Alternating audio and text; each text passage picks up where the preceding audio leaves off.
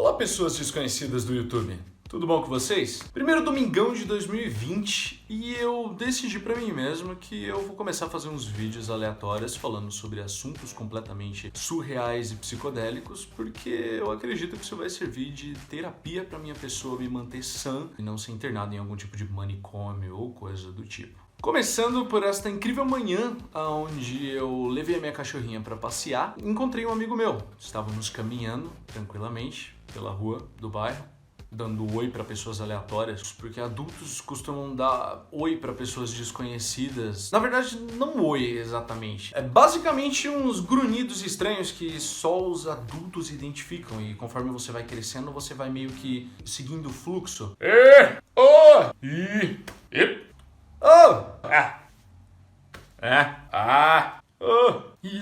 Enfim, a gente tava andando pela rua e começamos a falar sobre relacionamentos. Conceito de paixão. Relacionamento sério. Estávamos discutindo o quão isso é mistificado pela sociedade, pelas pessoas. Quantas pessoas sofrem por causa disso. Isso se tornou uma rede de manipulação e dinheiro. A paixão em si, na minha concepção, na minha humilde concepção, funciona como uma... Como eu posso dizer isso de uma maneira, como se diz, tranquila? É um distúrbio psíquico! É uma doença! Literalmente, você entrando no estado mais fudido possível da sua mente. Se você for em um cracudo da Cracolândia e perguntar pra ele: cara, você quer morrer no crack ou você quer se apaixonar por esta pequena mocinha extremamente bonitinha? Ele vai virar e falar: muito obrigado, mas eu prefiro morrer na pedra. Enfim, por que é desse jeito? Por que a paixão é um bagulho tão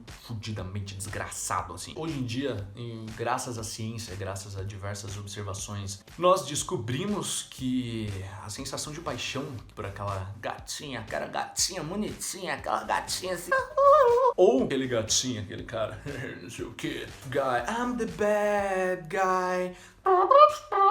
Esta sensação vem de umas paradinhas que você vai passar a odiar junto comigo, chamada peptídeos. O que são os peptídeos? Na nossa mente, no nosso cérebro, existe um localzinho chamado hipotálamo. Ele tá lá mais ou menos ali no centro do nosso cérebro. Se você cortar o cérebro no meio, ele vai ficar exatamente igual o olho de Horus. Teorias da conspiração surgem. Eles vão formar uma química correspondente ao seu estado emocional. Existe uma química que o seu cérebro libera para estados de raiva, existe uma química para inveja, existe uma química para felicidade, existe uma química para dor e existe uma química para a paixão. Exatamente, existe uma química para paixão, para a sensação de estar apaixonado. E isso tá muito mal explicado, velho. Puta que pariu, eu deveria ter escrito um roteiro. Mas foda-se, é tipo uma conversa entre trutas, não é uma apresentação de TCC. Vamos supor que eu seja uma célula. E isso aqui, um peptídeo.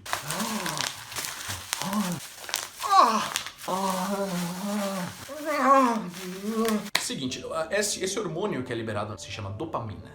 A dopamina é o hormônio que faz você ter aquela sensação de paixão. Ela é liberada em muito excesso.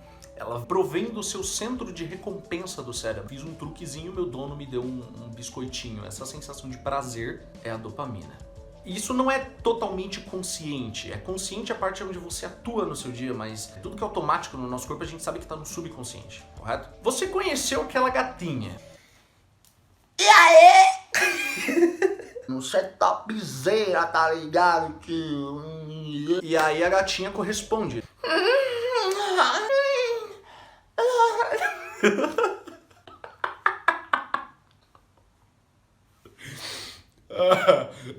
E aí vocês simplesmente entram em um relacionamento. E aí vocês se amam. E aí começa aquela montagem de filme de comédia romântica. Eles correm de mãos dadas na praia e rodam no parque, jogam batatas fritas um na cara do outro, vestem roupas de couro e chicoteiam um ao outro até eles dizerem a palavra de segurança. Esse tipo de coisa, de relacionamento. O que acontece nas suas redes neurais quando você tá num relacionamento?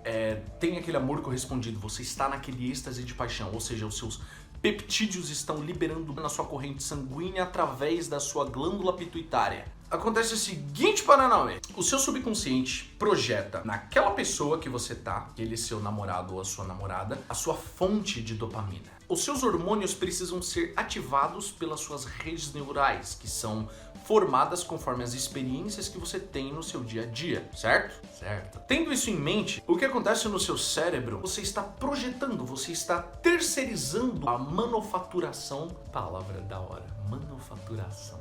Você está terceirizando a sua produção de dopamina, a sua fonte de dopamina, a sua matrix para aquela pessoa.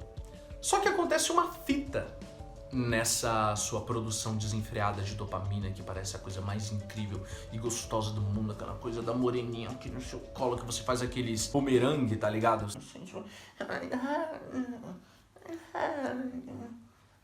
As suas células, o exterior delas, em todo o seu corpo, tem uma paradinha chamada receptor. Cada célula tem milhares de receptores. E aí os peptídeos na sua corrente sanguínea, tipo... Sua célula tá lá suave na corrente sanguínea. Tava lá no fluxo, a vistela vinha no grau. E vem o peptídeo, tá ligado?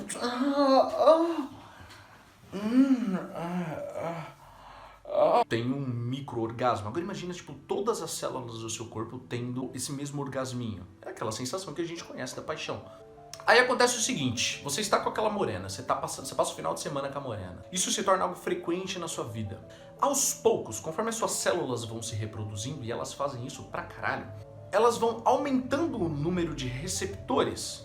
Então quando elas vão lá e tipo faz o loop, aquela célulazinha irmã dela, aquela filhotinho que ela gera, tá com uns receptores a mais ali. Por quê? Porque o seu corpo quer mais daquela merda, você quer mais daquela merda. Só que acontece uma outra fita ao mesmo tempo. As suas células começando a aumentar a quantidade de receptores, elas meio que começam a estabilizar ali aquela quantidade exacerbada de dopamina que você tá liberando na corrente sanguínea. Então, se você começa a equilibrar as duas coisas, aparentemente parece que a paixão vai diminuindo, vai tipo, eu não sei exatamente a média, mas eu acredito que são depois de 6 meses a 2 anos. Por isso que diz que você só sabe se você ama realmente a pessoa depois de 2 anos de relacionamento. É por conta disso, existe um limite ali pra sua produção de dopamina, entende? Então a gente salta lá pra, sei lá, 1 ano de relacionamento. E aí você começa a notar que tipo, a gente precisa dar uma incrementada nisso, né? Aquela famosa frase que a gente sabe que é de relacionamento estagnado, chamada apimentar a relação. Aí a mulher começa a inventar um monte de... E o cara também começa a inventar um monte de... Por quê? Porque você está tentando voltar aquele êxtase de dopamina, tentando voltar aquela overdose. Porque o que estimula a produção dos hormônios e da excitação é o contato com o novo, é viver a experiência em si. Você pode ler infinitas enciclopédias sobre como andar de bicicleta, mas você só vai ter a experiência, você só vai liberar os hormônios na sua corrente sanguínea quando você subir em uma bicicleta e pedalar. Junta tudo isso, mais o fato de que basicamente é só um sistema da natureza para poder facilitar a cópula e a reprodução. Joga esse fator instintivo lá no meio, a gente tem um combo, um mix de manipulação sentimental. Quando você começa a apimentar a relação, a ter aquele esforço para que a coisa flua, começa a acontecer uma terceira fita. Às vezes o seu esforço vai começar a ser maior do que a recompensa. Quando o esforço é maior do que a recompensa, a gente volta pra nossa vida de proletariado merda. Seu currículo precisa ter, tipo, já construí um acelerador de partículas, curei o câncer na Etiópia. Então, eu já tirei 355 crianças da rua e coloquei na calçada.